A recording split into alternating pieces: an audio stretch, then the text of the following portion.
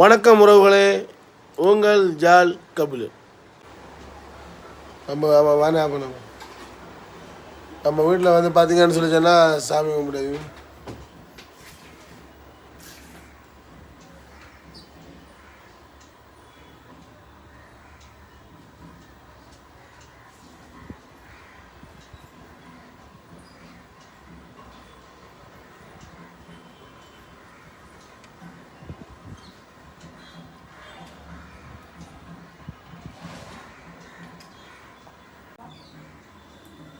நம்மளுடைய சின்ன மேலே அவங்க சாமி கும்பிட்றாங்க.